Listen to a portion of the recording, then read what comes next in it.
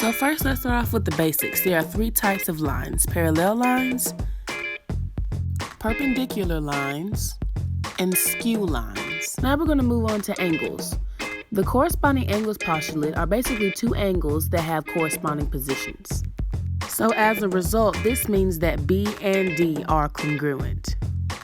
Two angles are alternate interior angles if they lie between the two lines and on the opposite side of the transversal. This means that D and E are congruent. A transversal is a line that intersects two or more coplanar lines at different points. Two angles are alternate exterior angles if they lay outside the two lines and on the opposite sides of the transversal. This means that both A and H are congruent. Consecutive interior angles are a little bit different. Two angles are consecutive interior angles if they lie between the two lines and on the same side of the transversal. But this means that angle C and angle E are supplementary, meaning they equal 180 degrees. A linear pair is a pair of adjacent angles formed when two lines intersect, and they also are supplementary, meaning they add up to 180 degrees. Vertical angles are each of the pairs of opposite angles made by two intersecting lines. This means that vertical angles are congruent. So now that you know all your angles and your lines, let's do some examples. Here's an example of corresponding angles. We have 2x plus 4 degrees and 120 degrees. So we just previously learned that corresponding angles equal each other, so you would set up your equation like this. So after we set up our equation, we know what to do. We're going to subtract 4 from both sides.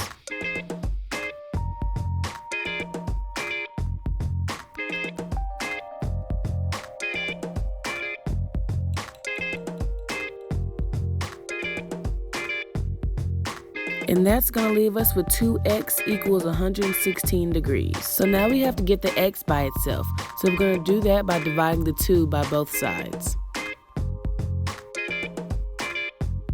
And when you finish division, you're going to end up with x equals 58 degrees. So now we're going to move on to another example. We have an example of alternate interior angles. So we have 5 and in parentheses x plus 20 degrees and 150 degrees. And we also learned previously that alternate interior angles are congruent. So as a result, we're going to set them equal to each other. So now you have 5x plus 20 equals 150 degrees. So we're going to do the same thing we did last time, guys, and now we have x equals 26 degrees. Make sure you don't forget your symbols or your units.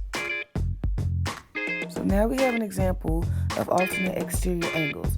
You have 4x plus 2x degrees and 72 degrees. So since this one is a little bit different, I'm going to walk you by how I do it. First, I like to underline my like terms. And after you underline your like terms, you're going to add them together. So now you have 6x equals 72 degrees. So now it looks familiar. So now you're going to do the exact same thing we've been doing previously, and we're going to isolate the x by dividing the 6. So after you divide the 6, you should end up with x equals 12 degrees. So now we have the angle that looks a little bit different than the rest. We have the consecutive interior angles. We have 7 in parentheses y plus 2 degrees and 250 degrees. But these look a little bit different because they are supplementary and will equal 180 degrees, like so. So according to PEMDAS, you have to do whatever in the parentheses first. So you're going to have 7y plus 14 plus 250 equals 180 degrees. Underline your like terms. And when you add your like terms, you're going to have 7y plus 264 equals 180 degrees. So now we're going to get everything to one side, and we're going to subtract 264 from both sides. And now we're left with 7y equals 84 degrees. And once you divide it, you should have y equals 12 degrees. It's proof time! So our first statement is line P is parallel to line Q, but that was already given to us. So our second statement is angle A is congruent to angle H, and we need to prove that.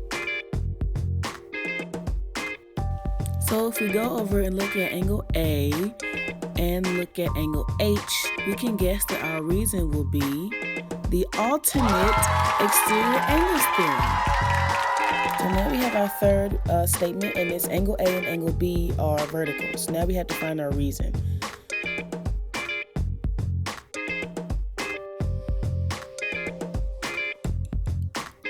So if we go over to our picture and look at angle A and look at angle B, we can guess that our reason will be the vertical angles theorem.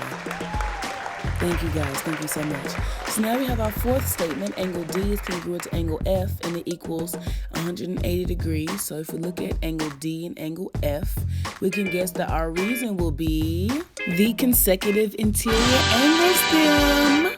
So we have our fifth and final statement, which is angle A is congruent to angle E, and we have to prove that. So if we go over and look at angle A and look at angle E, which equals 130 degrees, we can guess that our reason will be the corresponding angles theorem.